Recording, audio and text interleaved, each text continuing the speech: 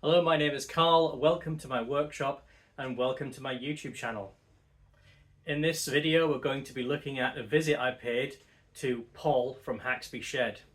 I had a great time when I went down there to see him. I was down in the vicinity just visiting relatives, so I went over to see Paul and we had a wonderful time. We had a great conversation in his workshop, looking at his machines and talking about some of the things that he's done in the past and some of the equipment that he's made himself.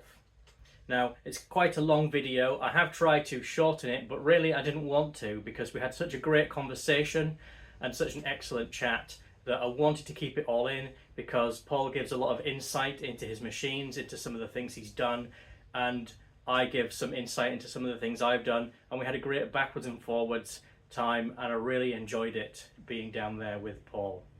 So I hope you enjoy this video and have a look at Paul's channel, Haxby Shed. If you're watching me, you should certainly be watching him without a shadow of a doubt. And if you like this, please like the video and please consider subscribing to my channel. See you all soon. Take care. Hello, my name is Carl. Welcome not to my workshop, but to my YouTube channel. Today we're in the workshop of someone that you'll know very well. This is Paul from Haxby Shed. And you'll understand that we're in very familiar surroundings. So what we're going to do today is have a look at Paul's workshop and some of his machines. And so without further ado, we'll get on now and we'll do that. So this is Paul's Harrison 140 lathe.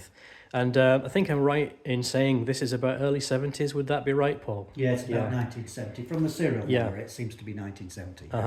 So one of the things that Paul did with this lathe was he did a series of experiments on the oil feed to the headstock gearbox. And he discovered by manufacturing a Perspex lid for the gearbox that the gearbox the top gears weren't getting any lubricant when running at slow speed. So what Paul did was he very ingeniously fitted a small gear pump, electric driven gear pump, I think I'm right in saying, to this machine. Well, do you want to come round the side? And I'll So show let's you? have a look at that now. I mean, if you've seen the videos, you'll know this already, but I took a feed off the back of the gearbox from the drain plug. I don't know if you can see that there. That pipe, yeah. So this goes into this belt casing. Right. And if I just open it there, then you can see the pump there. And there's the pump. Yeah. Now if I turn this on, and if I can walk past. Yeah, of course, yeah. I just have a manual knob. Yeah. And if you might even see the oil come up. Oh, yeah. You might or you might not, I don't know. It's not. I can see the pump there. Quiet. Yes. No. It's not quiet. But if I'm going to do, a lot of heavy work on the manual range, low range, I should say, low range, I just give that a squirt. I mean, as I said to you earlier, I'm not sure that it was ever necessary. Absolutely. It was just something, you know how it is, you get started on something. And, you think, well, I could make a pump, I could do this, I could do that. And before you know it, the whole kind of project gets out of control. It just takes control of it, But it did work. And I can show you the Perspex lid. Absolutely, I'd love to see that. Yeah, there it is. Yeah. I bet I'll drop it on myself. I still have, look. There it is. Yeah, there is the original Perspex lid. In case of emergency. Yeah. In case I need to live history, I still have the Perspex lid. Well, the thing is, with these machines, I've always seen people run them. And I've done it myself I've got an M250, which is not too dissimilar. It's about the same size.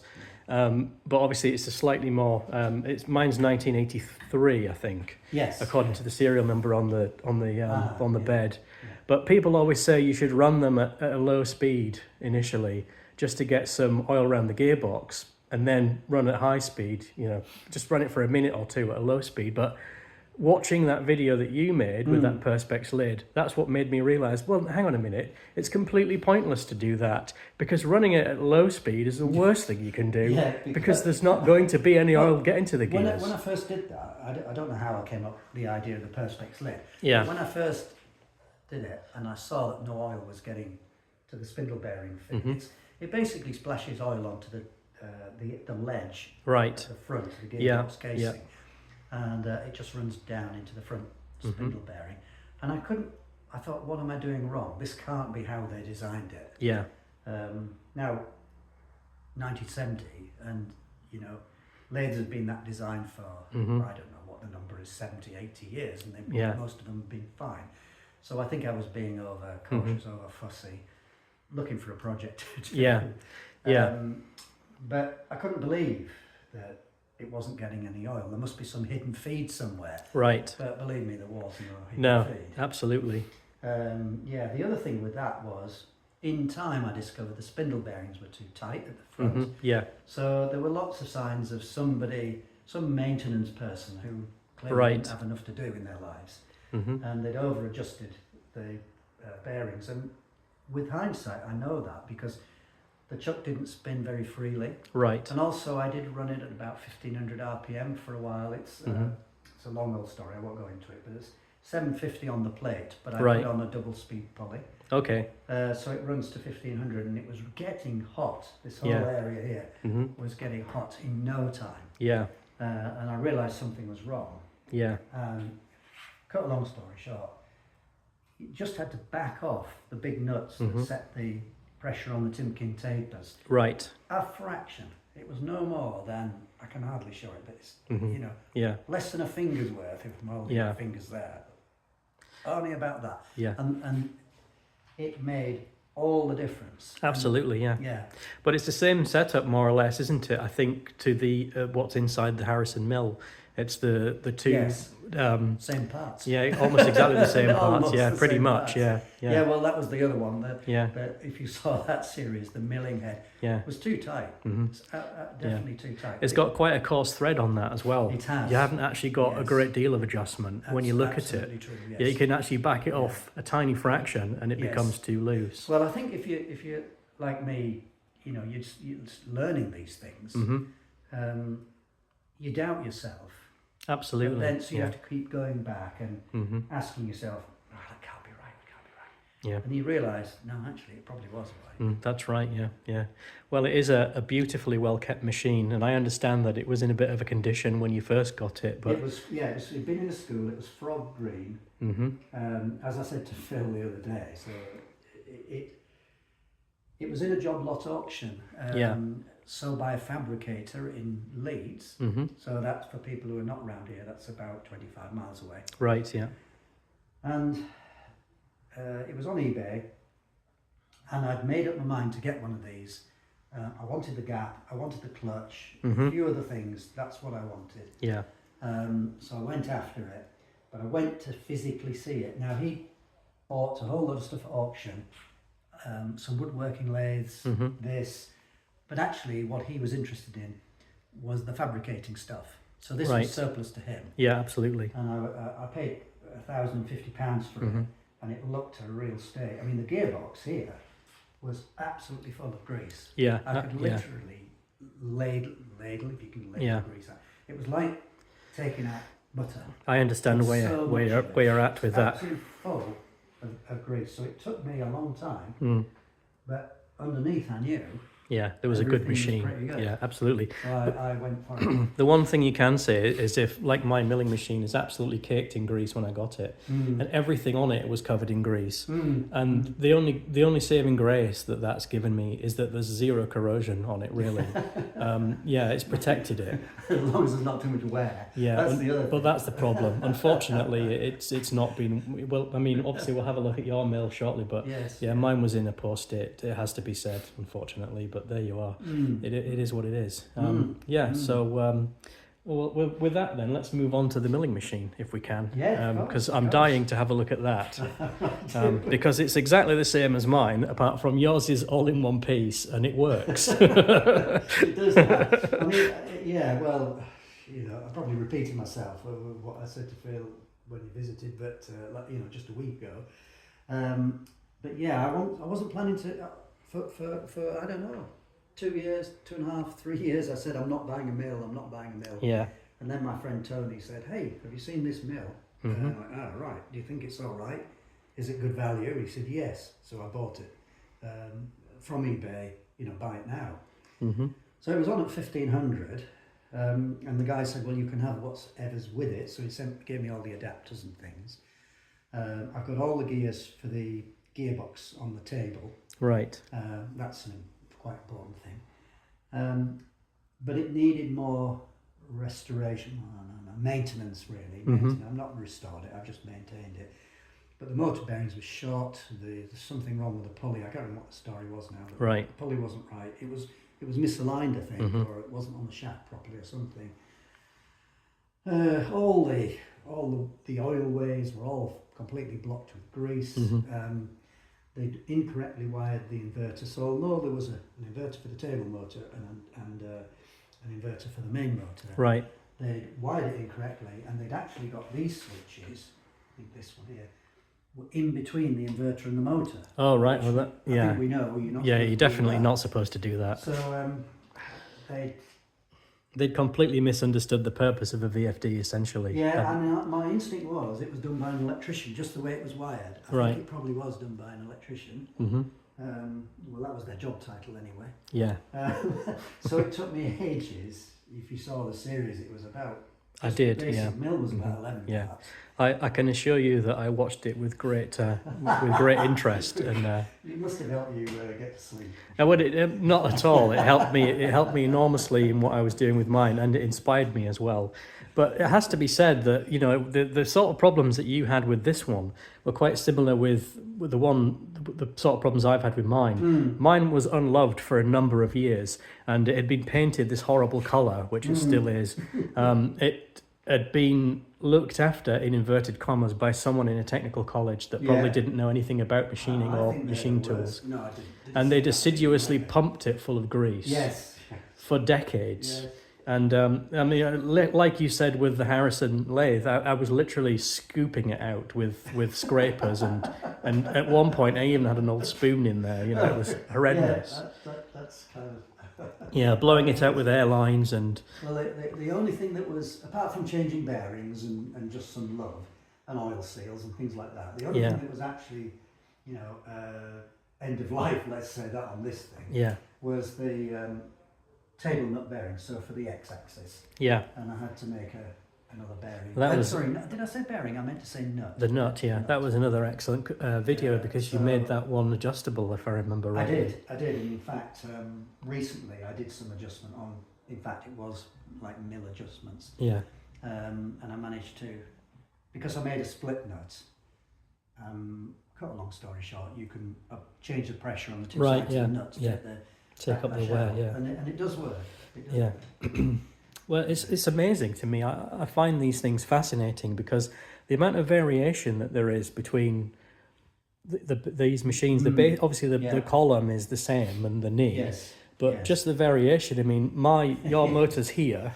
Yes. Because this is the true universal. Yes. Which the swivel table. Yes. Yeah, exactly. So that.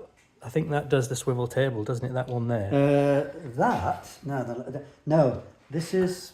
Let me get this right. Okay, so the screw goes through the nut. Oh right, yeah. The nut is held by a circular housing. Okay, yeah. Which can either be captive, in which case you turn this and the table moves, or you pull this out and turn it the other way, and it.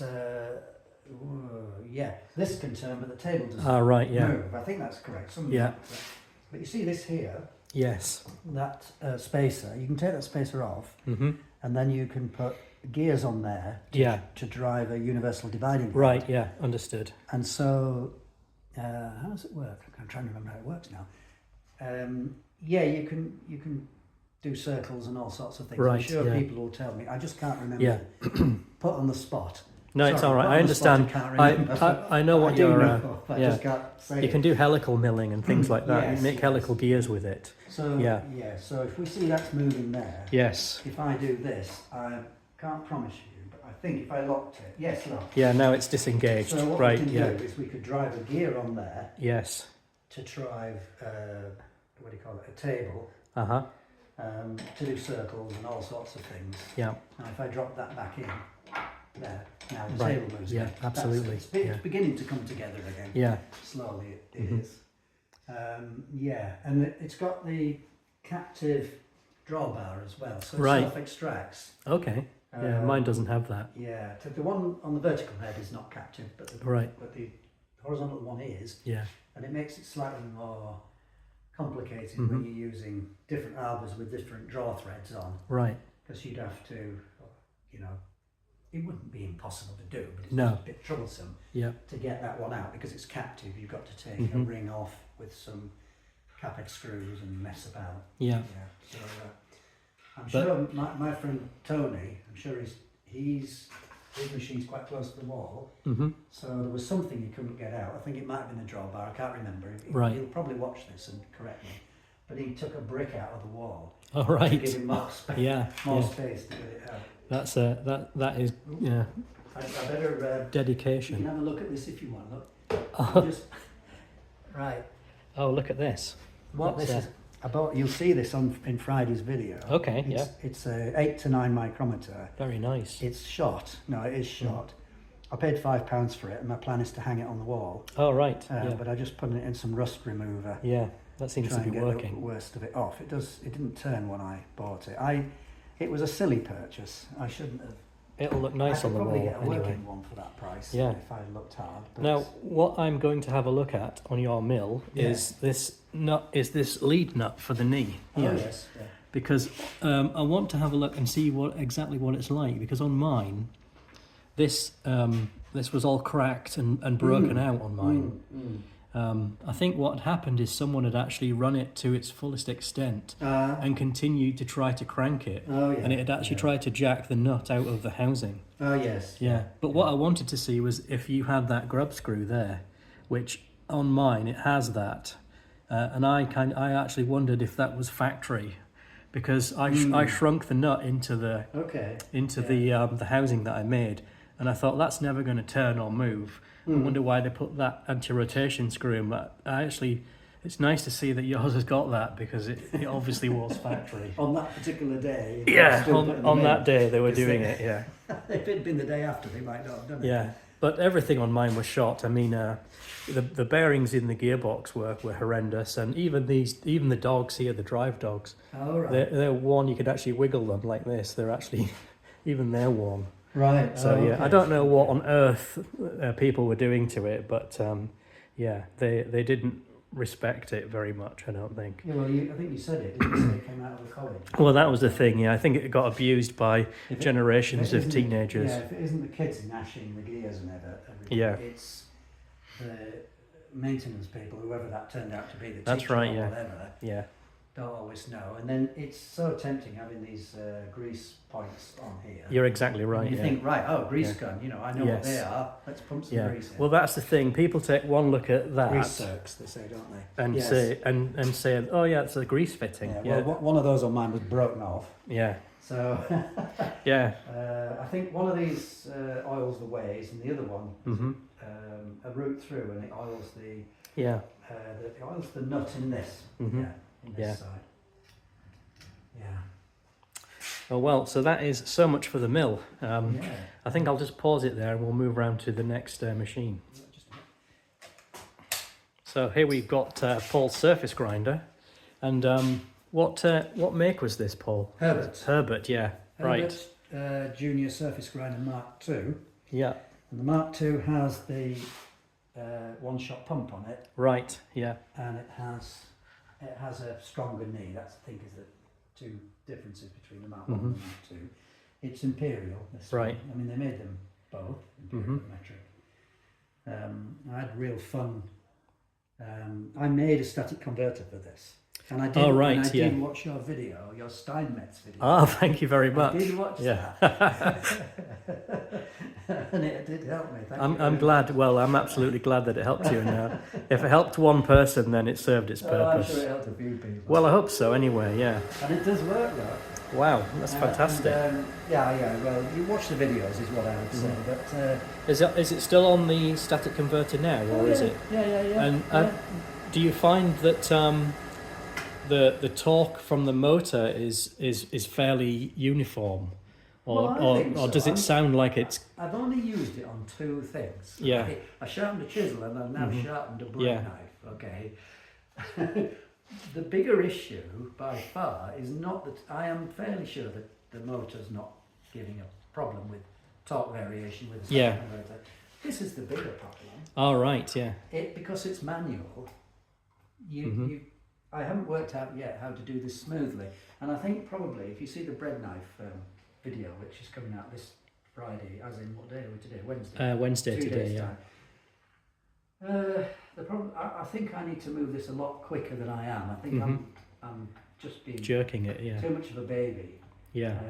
I think you just need to be doing this. Yeah. And you'll probably get a better finish. Well, when you see them operating, you know, they do seem to move backwards and forwards quite quickly, don't they? They do, don't they? Yeah. It's I don't have any experience with them, so I'm probably not the best person to talk to about I made a it. new nut for this. That was tricky because I had to make this.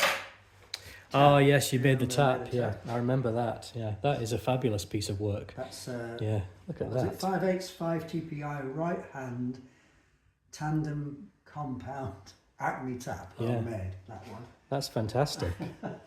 Yes, that was really good. That was the original nut. Going back to the milling machine, that's the original X-axis table nut from the milling machine. Oh, this is from the mill. Yeah. So I had to make that, but I split it. And I put 2 pins in to lock them together. Yeah. But by adjusting the big nut on the end, you could change the distance between the 2 halves, and that's how I got the backlash out.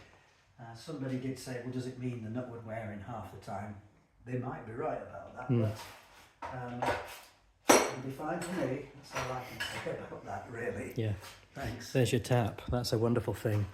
And there's the infamous indexer. This thing. Yeah. Yeah. I wish I'd. I use mild steel for this. You see, it was early days. Yeah.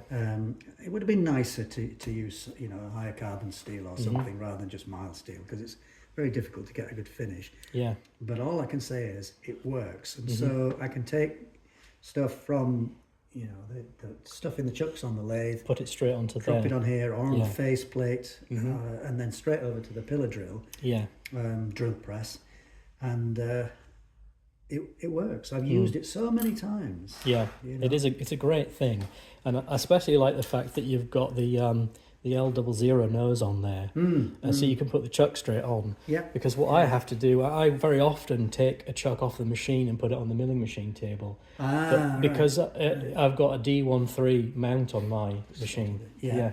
I have to. Me, It's okay, no problem at all. I have to take the cam lock studs out of the chuck before I can sit it flat on anything. So that sometimes it's not a big issue, but you know, that's a much better solution given the mounting that you've got on your machine. I think. I mean, I don't have really experience of cam lock, but what I will say is I do like the L00. Yeah. So I've no idea why they changed, whether the cam lock was cheaper or some other aspect of it. Maybe somebody will comment and tell us why. I'm not. Perhaps they will, and it would be interesting to find out why they changed. But I think they went over to that when they went onto the M series machines, because they're all for the Harrisons, for the Harrisons. Certainly Harrison went over to it then. And I think when they stopped making the 140s and the L series ones, but I think perhaps it was just because it was more common. I don't know. Yeah, well, everybody did it. I think all the lathes changed over. They all seem to, yeah. But there will be technical reasons. I just don't know what they are. Neither do I. I do like. I really do like those. Yeah, it does seem to be a good system. L00L. Absolutely. Whatever they happen to be. So here's your TIG welder. Yes. How's your TIG welding coming on these days? It depends what material we're talking about. Yeah. Yes, I did a little series called something like Diary of a Beginner TIG Welder. Yeah, I remember that. Yeah. Fumbling about for ages, and you know, it's not often you get a kind of magic moment, but a magic moment for me was I realised for the first 10 attempts I wasn't flowing enough gas. Yeah. And it was the pressure was fine, but I had the cup was too small. Right. And I changed the cup, and in fact I also went to a gas lens, and it was just like a miracle moment. Like night and day. Yeah. Terrible welding. At least I got to a point where I could have a go at quite a few things. Yeah. And that was the miracle moment. I just went up a cup size. Yeah. And I could weld a bit. You know. They're good machines as well, aren't they? Those Artex. Yes, I think so. Yeah. And it's a fair bit of research. The reason I got this particular size was, and I can't even remember what the number is on this one now, but this Must be a 200 amp, is it? Yeah, I think so. I think this is the second level. The first level, the fan would run all the time. Yeah. With this one, the fan only starts when you start the arc. Right. I think if you're doing what they now call it MMA, but I would call arc welding. Yeah. I think the fan runs all the time. There. Right. Yeah. But with the TIG, the fan doesn't start till you strike the arc. Yeah. Which is really important if you're a videographer. Absolutely. Yeah. Well, I have that problem with mine because mine is basically the same size as yours, but it's the old one that's got all the pots on the front. So I've got these serried ranks of potentiometers on the front, and you look at it and you think, you know, you're about to be the flight engineer of Concorde or something. And but the fan on that runs all the time, and it's annoying when you're trying to film. It's a 210. It's a TIG 210. Yeah. Right. Yeah. That's the one I want, actually. I'd like to trade mine in and get one of those ones. One thing that made quite a difference as well was I bought this CK. Yeah. And it's probably CK9 from memory. This is the problem when you can't remember all these things. Yeah. But I do. I think. Yeah. And it was actually John from Double Boost who sent me a message saying, "Get one of these, and it'll transform." And yeah. What came with this, I think, was a WP26. WP26, yeah. And you know, with it like this, I can't do it off like that. No, I can't do it. It's the other way. It has to go the other way. Yeah. But it's so light and so flexible. Yeah, absolutely. And of course, you use that with a pedal as well, don't you? Which I do. Although I did buy a trigger switch at the time. I bought a trigger switch. Right. Okay. Yeah. Because I was thinking, you know, if I was upside down doing the exhaust on a car, which I never will. Yeah. But if I was, you might need it. Yeah. I might need the trigger switch. So I have got one. I didn't have much experience with the pedal until recently when my work got a brand new Lincoln TIG welder, AC/DC TIG welder, and we've had it for a long time, and I've only just managed to commission it at work because we've only just had the argon. So I installed all the argon, and it's got that type of torch and a pedal, and what a difference it made. I could tell the difference straight away when I started.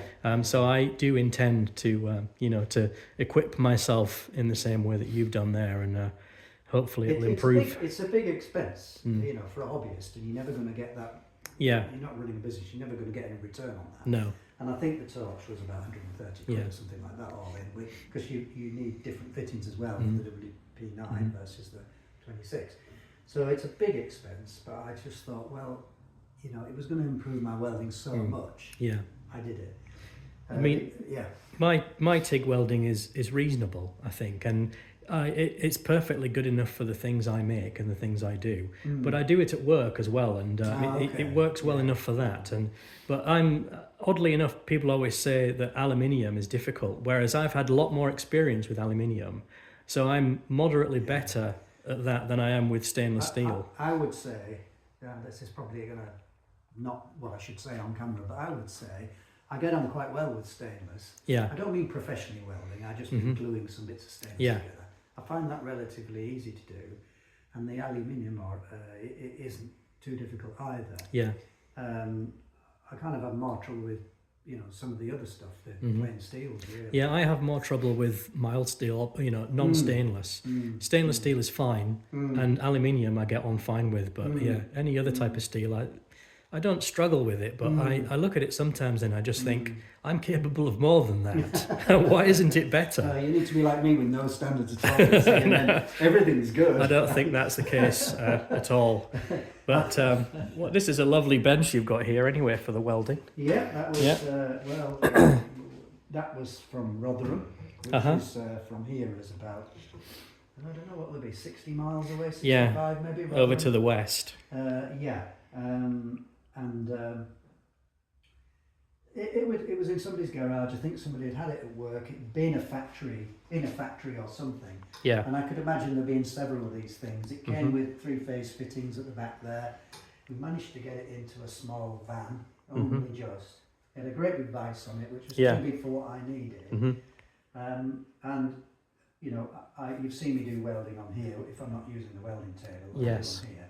But it's quite good for putting my surface plate on. Oh, right, here we go, yeah. So that's I paid £50 for that during COVID. Right. And I was, what's the right word? I followed the rules. So I bought it on eBay, but I didn't go and collect it for about 6 weeks. Chelmsford. Yeah, it's only got one dink out of it, but Right. and I've not used it yet, really. It's like a lot of things. You buy the capability, and you don't know when you're going to use it, but there will come a day where, you know, I do need it. My son's got a cylinder head.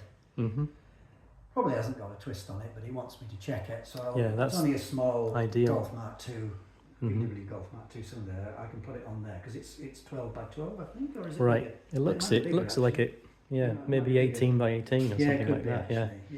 Well, that's one of the things that I would like to get for my workshop, because I tried a bit of a sort of a rough attempt at scraping, and I made myself a carbide grinder out of an old sanding disc.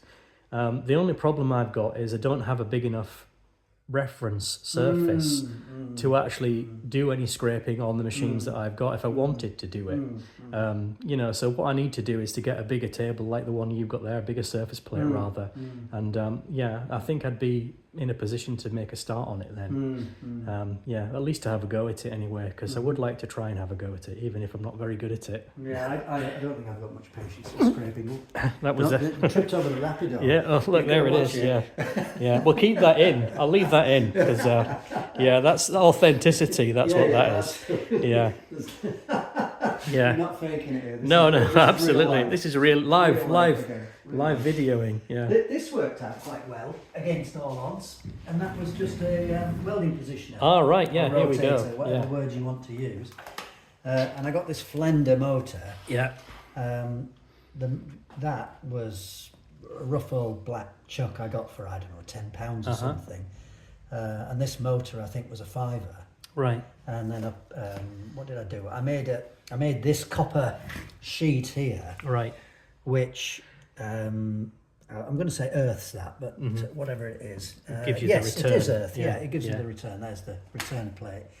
So I probably, like always, I could have used a big, carbon brush on it, but I couldn't find any brushes at the time. Yeah. And I just made this usual over elaborate thing with a big copper plate that this runs on.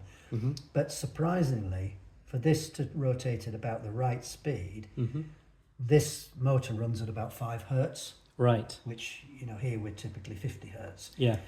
And I tried various different inverters. I bought some cheap inverters, and they really wouldn't drive this at 5 hertz.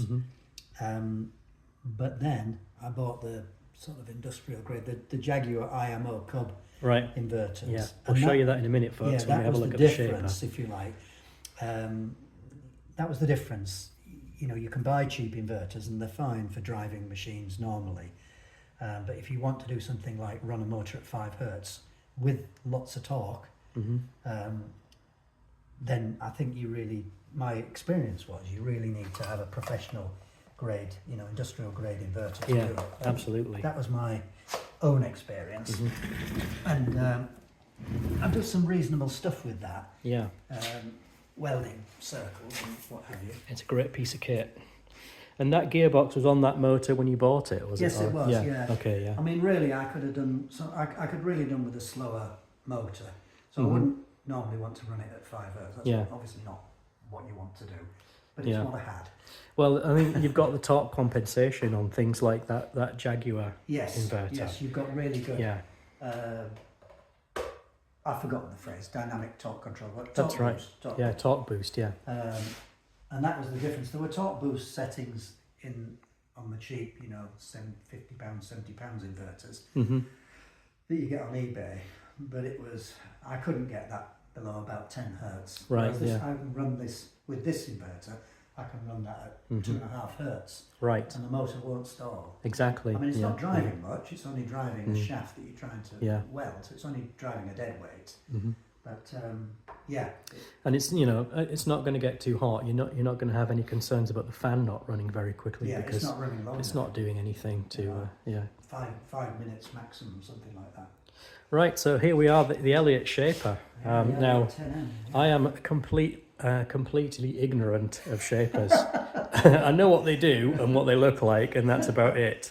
So I'd love to have one though, but unfortunately I don't really have enough space. But well, I mean, this was I bought this early on, really, obviously well before the milling machine, because I was never going to buy a milling machine, obviously. Yeah. And I made this vertical milling head for it. Oh, yes, I remember this. And I had a lot of fun making this bracket here, and it's all in videos. And then we've got this ER32 holder here, so there's a bearing, a bronze, I think it's a bronze bearing, yes, there. And I just adapted an ER32 holder.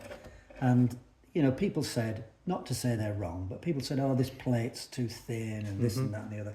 But actually, it cuts well without vibration, you know, for normal cutting. Yeah. And it works pretty well. And I don't use it much now that I've got the milling machine. But if you've got something set up in the milling machine and you just need to, say, make a slot in something, right? You don't want to disturb what's on the mill. Yeah, you can put that on there, and it works perfectly. Off you go. And you know, and the sort of things we do, you might be milling a slot in nylon or something like that. Exactly. Yeah. But it will do. Brass is fine, and it will do steel. Yeah. And it's another one of those things that I can just plug into here. Right. From this wall-mounted inverter. Which absolutely. For that and for the welding rotator. So they, obviously shapers are good at internal keyways. Yeah. It's state the obvious really for everybody. They know that. Somebody the other day was saying, you know, sometimes you can get a much better finish on a flat plate with a shaper than you can with an end mill, let's say. Yeah, absolutely. So, you know, there are reasons, and there's only a certain height on my milling machine between the table and the head. Yeah.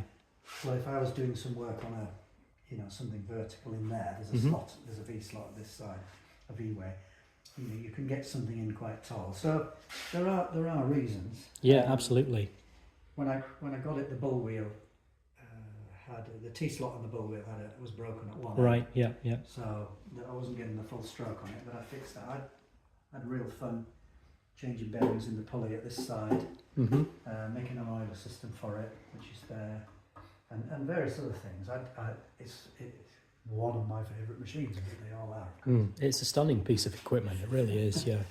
I do have a real kind of sweet spot for them. I remember having one in the school workshop, and we never got to play with it, but yeah, I never sort of came across one after that, unfortunately, but yeah. The thing about shapers is you've got to be careful with them because they will destroy themselves if you don't have them set up right. Yeah.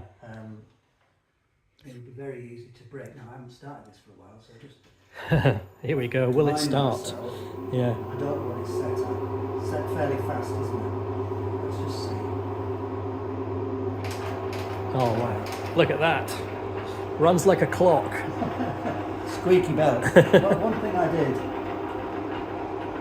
with this machine, you operate it from this side. Right. Let's turn it off. You set it from that side, you operate it from this side, and it's because there's no pulley on it. If you just want to edge this forward a bit now, you've got to go to the other side to do it. Ah, right, so what I did was I added this new shaft. Ah, right, yes. Which is again was on videos. So what I can do there is put a socket on there with a ratchet. And ratchet it round. But it has to be a ratchet, to be honest, for safety. Yeah. Because if you put a non-ratcheted T-bar on there, and you started that with it in, it would just start to flail around. Think about what sort of disaster you have. As long as you've got the ratchet going in the right direction. You must have otherwise you wouldn't turn it. Yeah, you wouldn't be able to turn it, Yeah, so you have to do it with a ratchet. But I added that as a little project. Yes. And then I made a clutch in here. All right. Because this, you can drive this shaft to go vertical. Right. Or this shaft obviously is horizontal. Horizontal, yeah. And the later models had a like a fibre pad clutch. Right. Okay. In here, as an option.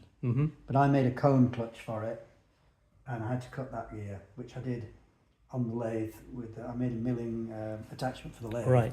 And cut the slots in that. Yeah. That's a beauty. Well, it's.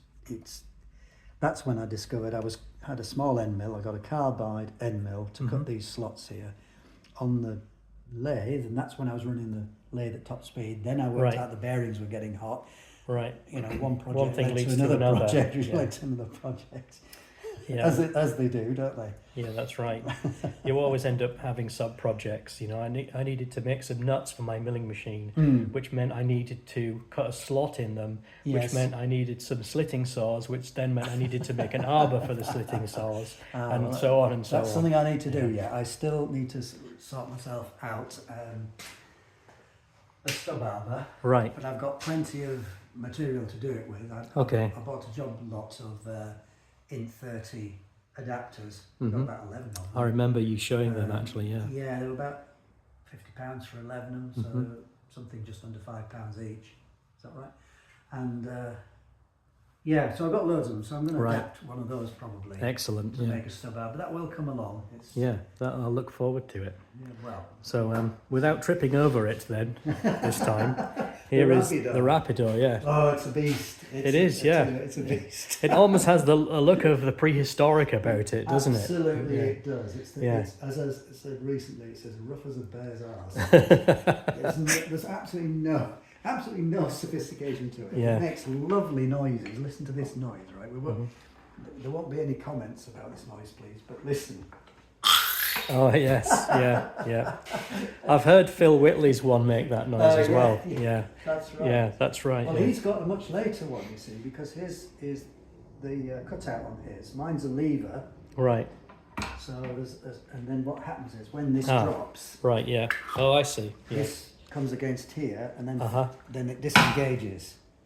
There's like a dog that engages when we do that. Right. Oh, I see. Yeah, it's more complex than I gave it credit for to begin with. No, it's really complex. Yeah. So if I set it again, look. Yeah. So you can see this cam here. Yeah. Well, that's it. So now we're in drive. Yeah. And then if I reach across you, I'll take the stick away and let it fall. That goes against there, which then trips the drive. And that's how it works. Yeah. Excellent. So well, yeah.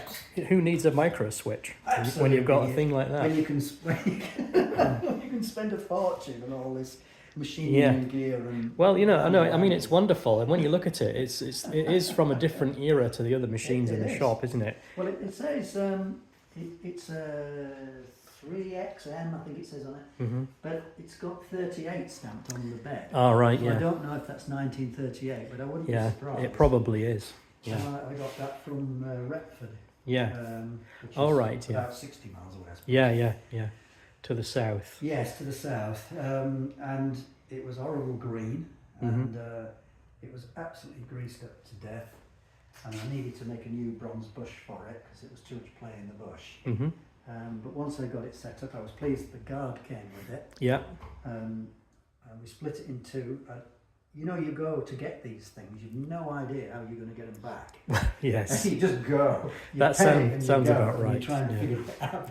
Yeah. And we managed to split this from this, and the guy just happened to have a hydraulic table. Yeah. And we got the two halves in the back of my car. That was incredibly lucky. Well, a lot have gone like that. Yeah. To be honest, I mean, a lot have gone.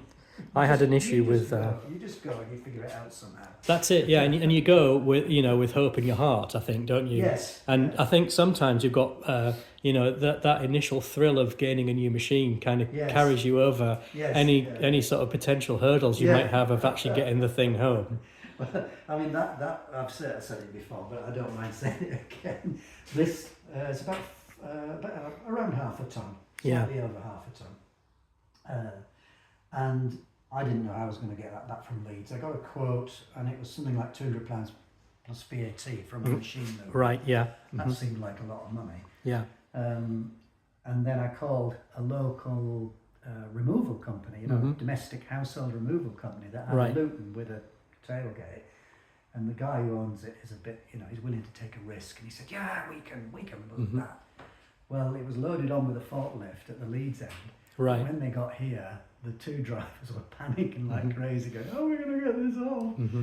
But anyway, we lowered it down on the tailgate just to the level where, with some rollers, we could roll it in to the shop, and the rest is history. The tailgate complained a bit because it was a bit overweight for the gate, but I think it was 160 including the VAT to move it. So there's a way. There's always a way. Well, that's the thing. I mean, when I bought my Harrison mill, and I'll show you on yours actually. A good demonstration. It came from Derbyshire, and I looked into actually transporting it. I looked into some transport options to get it up to my place in the Highlands, the cost of it was more than the mill was. Highlands of Scotland. Yeah, Highlands of Scotland. We should say, yeah. Let's viewers. yeah, for international people. Yeah, up in Morrisshire in the Highlands of Scotland. So I contacted a friend of mine that I met via the MIG Welding Forum, which is a forum here in the UK. It doesn't just do MIG welding; it does general engineering and machining as well. So the guy on there that I contacted had a haulage firm, and he helped me to get the machine up to Scotland. Right. But when it arrived at my house, they attempted to deliver it twice, because the first time the driver was on his own, and he tried to put a pallet jack underneath the pallet under here, and he jacked it up. And I wasn't in the back of the truck because I couldn't, because of insurance purposes. Right. He jacked it up, rotated the wheel of the pallet jack through 90 degrees and tried to pull it round. The thing tipped because the wheel then became a perfect hinge, and it went over on its side in the back of the truck. Fortunately, it landed, it bent the handle here, but on mine, obviously you've got your feed gearbox there with your motor. Mine's here, where your switch box is. Mine's there. And at the front of here, where your switches are, I had a square D switch there with a handle on it for operating the feed. That got bent and damaged. However, aside from that, there was no sort of nothing drastic. The lead screw didn't get bent. Nothing like that happened. So they took it back to the depot. They took it off the lorry that it had been in with a forklift truck, and then they delivered it. The second time they had two guys with it, and they had a much bigger wagon and a big tail lift. And then my wife and I managed to get it across a gravel drive, much like the one you've got outside, and into my workshop. And that was quite an afternoon. We did it in the middle of a screaming snowstorm as well. Well, this isn't the original handle. That was broken off. Yeah. This nut was broken off the end, so I had to extend this lead screw. And then part of the casting that retains the X-axis table screw was broken off. Which, it's a long story. Watch the videos. Yeah. But so this has had a bit of a knock, but it may have just been swiveled and hit something. But look back in the comments on my channel, there's quite a few people who've said that they've had disasters with pallets and these Euro pallet trucks. And machines falling off them. Absolutely. It was an absolute nightmare. I still have nightmares about it now. I still wake up sweating thinking about it, to be quite honest with you. Yeah, but they're just very, very... I mean, I should say at this juncture as well that fortunately the driver wasn't injured in any way. Right. And that was my main concern. Obviously, I was concerned for the machine, but I was more concerned for the driver. Because he was on his own, and they kind of stitched him up really to get him to deliver something like that by himself. Well, he probably thought that you had a fault. Well, he probably did. I don't know. Yeah, I think they did tell him that I had actually, but that was obviously a falsehood. Anyway, so we'll have a look at your drill. I think I paid $220 for this from Barnsley. Right. And the story was it was in a lockup. When I say lockup, I mean a storage unit. Yeah. So it was a building with containers in it, and people paid to store their stuff. And what had happened was there was an old chap, and his son was selling this, and the old chap had died. The son wasn't that old, so maybe the guy who died wasn't that old. Not ancient old. I mean. Yeah. And anyway, it was in this storage container, and he was just selling the stuff off. And apparently, his dad, who had passed away, was making road trailers or something like that. Okay, yeah. Some kind of trailer with a couple of wheels on or whatever. And it was absolutely covered in swarf. Right, yeah. So they'd taken it from his yard or wherever he was, left all the swarf on. So I had to get this. How did I do it? Yeah, I got it in the car again. Right. So with this guy, luckily, was bigger than me, this son who was selling it, and we managed to lift this off. We found an Allen key from somewhere. Right. And then, I don't even know how we got it in the car because it weighs a ton. I'll say a ton. I don't know what it. I'm not sure it's really a ton, but it's a ton as in it weighs a lot. So I don't really know how the heck we got it in the car, but it was another one of those, I'll go and we'll figure it out somehow. So it's got a, they made 3 sizes of these, so it's got this big table, it's got a big base. This table will swivel this way. Right, yeah, you know, that's handy. Like that. Yeah. And it's most taper 4. It'll drill up to 1.25 inches in steel, so 32 millimeters in steel. That is a fair old beast. And I actually was at the Auto Jumbo, and for 15 quid I actually bought 1.25 inches most taper 4 drill, just because it can. Because it can. I've never used it, and I suspect I never will, but it's not the point, is it? There we are. Look at that. And look, it's unused, brand new. It's beautiful. Put it on. Yeah. Yes, you do what you need to put it on camera, but yeah. Yeah, that is nice. It's never been used, and it was 15 quid. Yeah, because lovely. That was its maximum size. I just couldn't resist. I just had to buy it. Right? Yeah, absolutely. Yeah, and you can also use those T-slots in the base as well, can't you? You can if you need to. Yes, but of course you can move the table up and down to stay the obvious, right? You can move the table up and down. You can't move that up and down. No. So you're at a fixed distance. Yeah. With T-slots and packing, yes. You could do so. I mean, you could potentially attach a box to that, like a box off a shaper or something like that, couldn't you? You could. Yeah, if you needed to. Like yeah. And, yeah, it's a beautiful thing and no mistake. I mean, one of the nicest things I have, actually, I think one of the things that gives me most satisfaction is this tapping head. Yeah. Right? Now, I bought that from eBay. It has no name on it.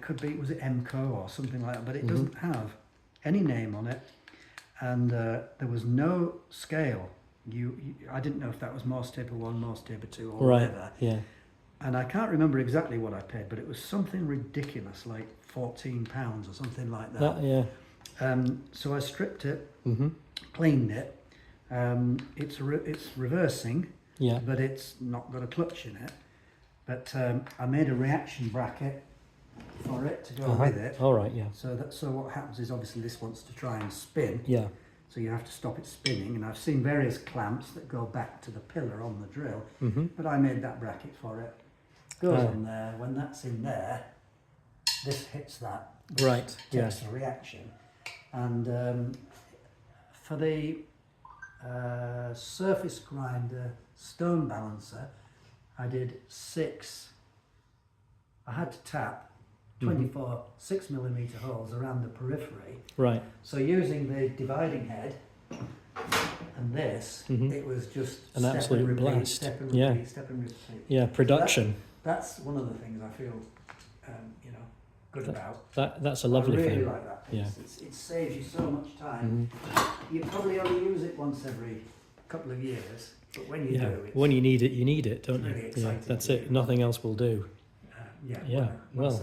I say exciting in a sad sort of way, like the way we do. Well, no, it's exciting to the type of people that like to watch this channel. Yes. Yeah, and that like to watch your channel. Yeah. Yeah, absolutely. Well, I think we've pretty much covered everything in your shop now. The only other thing I want to have a look at is the vertical head there. Oh, yes. Yeah. Which I remember you stripping that down and rebuilding it, which I still have to do that to mine. Well, that thing leaked from everywhere. And it's there's no seal. So setting the angle on the vertical head, so if you're setting it, say, 45 degrees either side, right, there are 2 plain faces that bolt together, and that's all that really stops the oil coming out. So I did a setup where I actually cut a groove for a large O-ring. Yeah, I remember that. Yeah. And it worked. I did it on the milling machine on the horizontal spindle. And I think I've stopped all the leaks on it now, but it took a long time. Absolutely. I think I'll be going back to have a look at that video and when I do mine and embodying that modification, because it was a good one. Yeah, and various other bits, you'll see them all. I think I ended up doing 5 videos just on that head, where I thought I'd finished and had to go back. Right. And then the final one, I think, was setting the spindle bearings, because they were too tight. Yeah. Quite common, isn't it, that you find that, I think. People, over just nip them stuff. off, Yeah. But I find with Harrison machines, and I say this as a person that loves them, that they are 90% fantastically Yeah. engineered pieces of beauty, Yes. and 10% absolute bodgery. Yes. Do you find that as well? Yeah, absolutely right. I really do. Absolutely You know, right. some of the things you look at and you think they must have let the apprentice on his first day have a go at that one. Well, some of those designs, of course, they ran for 50 years. That's it. Well, Yeah. I'll show you one. Maybe we'll just finish with one actually. Right. Absolutely. Let's do that. You know, it's something that should have been fixed decades ago. You Mhm. see this knob here Yeah. for the engaging the power feed drive Yes. on the Harrison 140. What can happen is when you're machining and running this, oil from the gearbox. This operates with like a plunger. I don't know if you better see it. Let's just see. You might not. There, can you? Ah, okay. Inside this, Yeah. there's a plunger. So when you move this, as it is, I can't do it for some reason, but there you go. When you move that, what we're doing is that's either spinning one way or the other. Right, So you can yeah. reverse this drive Yeah. down to Like the a power tumbler Yeah. quadrant. Yeah. so that's it. That's it. So okay, what was happening is I'd be working like that, Mhm. and then I'd want to reverse it, and I couldn't turn the knob. Yeah. And it's like, what? You know, when I started, it was working. What was Right. happening is because this is a blind-ended bush, Uh huh. oil was getting in there, Ah, right. Yeah. and then the plunger wouldn't go into the bush. like a hydraulic lock, Yeah, essentially. hydraulic lock. Yeah. Hydraulic lock. So what I did was I thought it's another one of those things where you think this can't be happening. You know, Yeah. if this was a design flaw, they Mhm. would have fixed it 50 years You'd ago. think that they would have done. Yeah. But it was a design flaw and they didn't. So I drilled a relief hole in Mhm. this bush, and also a hole through the casting of the gearbox here inside. So that as you turn that, any oil that gets caught in the end of that bush Right. just is like a relief channel. Yeah, and it just passes the oil back, into yeah. the gearbox. That's And it's excellent. never done it since then. Well, yeah. But you So- wouldn't believe how can that be? Yeah. Why has no one not complained about it before? And somebody did say on the channel, I'm sure somebody said, yeah, mine does that, Mhm. but I couldn't figure out what Yeah. it was. And anyway, in time, Yeah. that's Well, what that- makes these projects fun, isn't It it? is, isn't it? And the thing is that you get to know your own machines and you do Yes. little modifications to Yes, them, yes. and then it becomes yours in Yes. effect, doesn't it? You know, you've stamped your mark on it. in effect. It does, yeah, yes, it does, and yeah, no, I find this really satisfying. I call it a small machine with large lathe features. Oh because yeah, it's got the absolutely. clutch, Hmm. it's got the gap, Hmm. you know, it's got the L00 That's right, yeah. fittings. I've got a big faceplate for it. I'll show Mhm. you. No, I am running on a bit here, but No, it's absolutely fine. This is all good.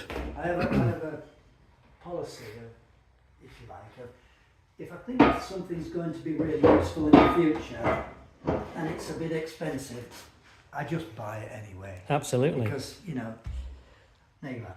That is a monster, So isn't it? that's the big faceplate. Yeah. There's a small. I got the small one with it, but that's the big faceplate. I've got a Mhm. foot on it to give a gauge. Yeah, look at the scale. put my It's hand on 15 it. Look. inch. I think it's 15 inch, and it doesn't fit unless you take the gap out. Yeah.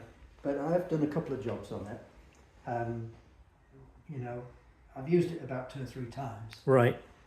and I think it was 140 pounds it was on for, something like that. And the guy said, "Well, make me an offer." I said, 100, I don't know, whatever it was, 110. Yeah. And the guy said, no, these are pretty rare. I'll take 135. So he said, make me an offer, but he didn't really mean it. No, that's not what he wanted to Came from hear. like a farm in Wales. That I Oh, think. right. But he might have been a trader, you know. Hmm. Yeah, It's probably a Yeah. sideline for somebody. probably. In fact, it's slightly rusty now. It was brighter than that when I Yeah, bought it. But it's a nice piece. but if you can imagine putting that onto this indexing base, Yeah, onto that drilling machine, there, yeah, yeah, you know, on absolutely. that table, which will take it. Yeah, it would easily it's take something it. worth setting up just to sit and look at. It is, yeah, and you know, you might only need it once or twice, but Yeah. you know, nothing else will do. Well, we did some my son's Phaeton discs. You know, his Mhm. Volkswagen Phaeton. Yeah, Those discs are nearly as big as that. that's right. Yeah, So we mounted them on that, and we managed to face them off. but that's good, isn't it? I mean, you wouldn't have had the capacity to do that had you not bought that and first. interestingly, you know, that video on facing off those Phaeton discs, I think 20% of the views were in Korea. Oh, really? It would have been South Korea, I guess. Yeah.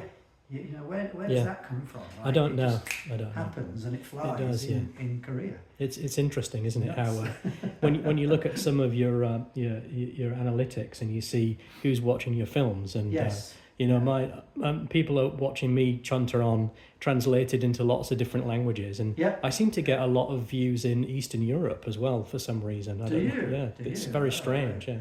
Yeah, and it's very strange. But Is this men or women? I mean, well, it's funny actually that you should say that, because when I look at my analytics, it's 0% female viewership that I have. So well, I do get a few women. Now, I'm not being fruity now, but I do get a few women watching. But it's not because of the workshop videos, really. It's because of the DIY ones that I've done, like oiling the lock. Yes. So I did, one of my best videos was, I've said it before, but I'll just repeat it, was 3 minutes on just oiling the lock on a UPVC conservatory door or whatever. And so that's anybody trying to fix those are going to watch them. Of course, The other time is where you get men who don't have their own YouTube account, they're actually using their wife's YouTube account. So you get a few, you know, but it does mean when they comment, you know, George comments as Lucy. If I reply, "Hi Lucy," but it's really George. Anyway, he never, you know, whoever George is, he never actually said. That's the thing, isn't it? Yeah. Come on, mate, come one, come all, as we say. That's what we want. Yeah. Oh well. Thank you very much, Paul, for showing me around your workship. I've really enjoyed it. Yeah. And I think I'm gonna close it there. I think, but I think I need to say before I go that. If you're watching this video now and you watch my channel and you're not subscribed to Paul, then what you've seen here today, it should be proof enough that you really need to go and have a look at Paul's channel. That's very generous of you. Because it is excellent, and I've gained a great deal of inspiration from it over the years. So yeah, get yourself over to Haxby Shed and check it out. It's superb.